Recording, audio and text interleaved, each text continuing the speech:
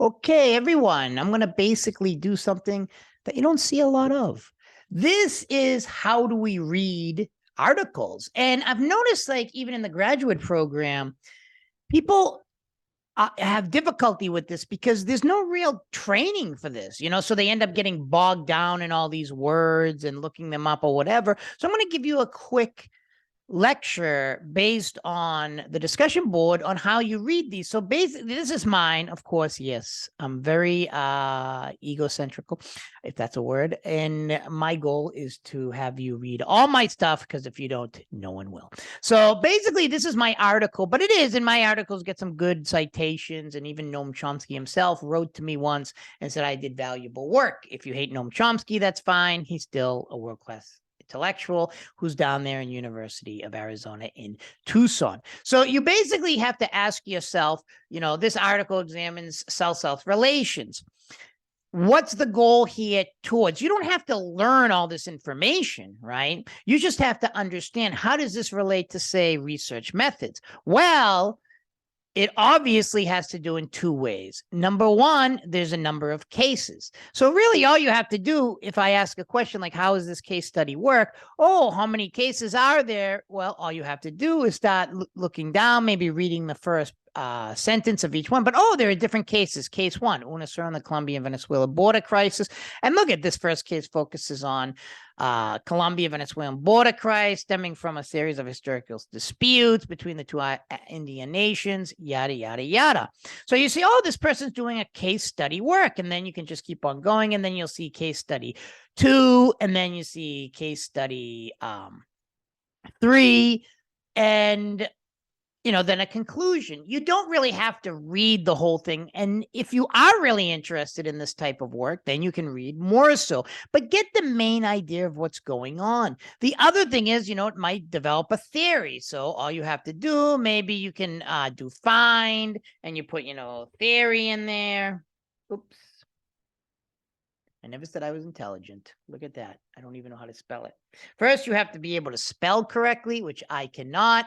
And, you start looking at it, there's different theory. And I'm trying to create a theory here on space. So, pioneering the theories development considers public space. So this is about public space. It builds upon that. And then it talks about how cell-cell relation creates space for alternative policies that wouldn't otherwise be considered.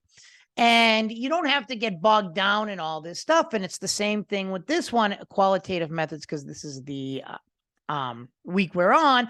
This is the Central American Court of Justice. You just read the abstract like you would the other one, and that's about it. And then you can basically see, when I ask, what's this about, archival work, right? You just, okay, the literature through extensive archival research, this study finds the following, see if there's any more, drawing upon the same thing. And then look, okay, so you're basically just using archival research, right? And then essentially archival research, I wanted to explain, is the idea that you're getting the very first documents that are written on something. So the Supreme Court right now is a great example. It's not that you read a New York Times article on a Supreme Court ruling. It's not that you read some synopsis, or I just want the gist of this.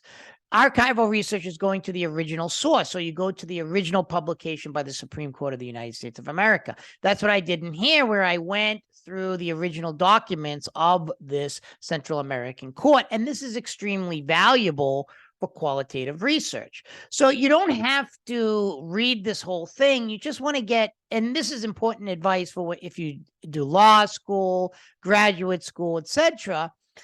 You don't want to always read the whole thing, but try to get the main idea from these articles. I talk to a lot of graduate students, like PhD students, and they start freaking out because they're like, how do you read this? We got like 20 articles.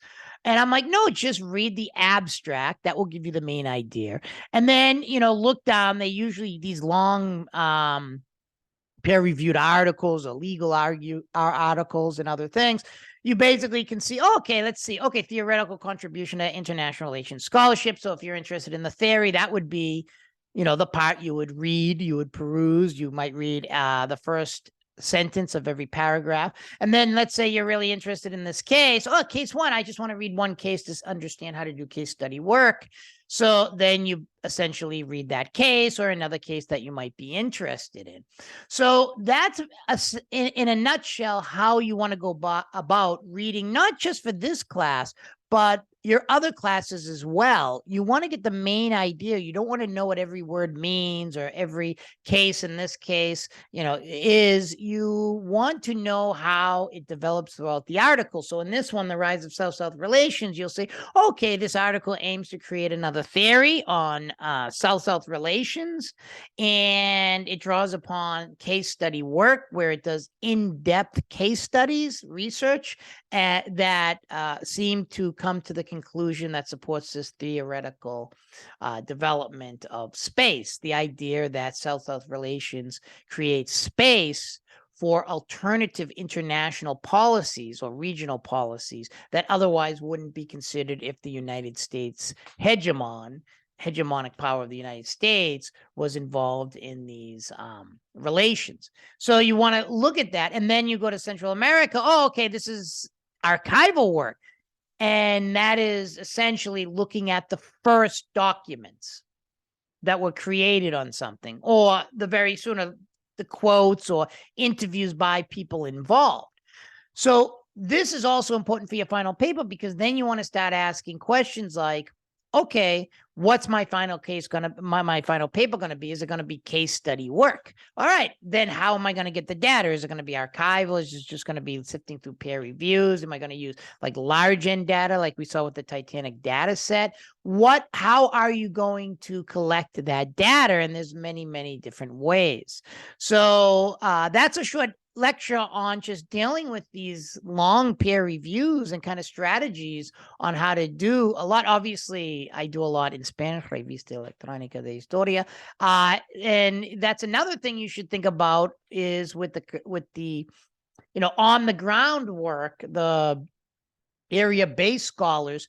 These people are really, really good at knowing a particular area. Indonesia, Africa, it could be an individual country, the Congo, Vietnam, Russia. They speak Russian. Pожалуйста, привет. What is it? Tvaya Ruchka, Tvaya Sabaka. I took 2 semesters of Russian, and they really know it. So they might want to do a case study on that. One student came up and said she wanted to do a case study on the history of U.S. foreign policy towards Russia. And I said you could do 2 case studies and compare them. The case study would be U.S. foreign policy towards the Soviet Union during the Cold War, and then U.S. foreign policy towards Russia in the post-Cold War, particularly now with the invasion of the Ukraine. So that would be case study works. Is there a difference between U.S. foreign policy before, during the Cold War, and now after the Cold War during the invasion of the Ukraine? So this case study work, and this is what this article is, and you could say that's a case study of the Central American Court of Justice, is actually pretty valuable because you can really dig deep into these individual cases. So take care, everybody, and I hope that cleared things up. And if it doesn't, no problem. This is not an easy class. This is teaching us how to be good researchers, which is important for law and so many other graduate school disciplines. So leave me an email or send me an email or leave a comment in the community forum.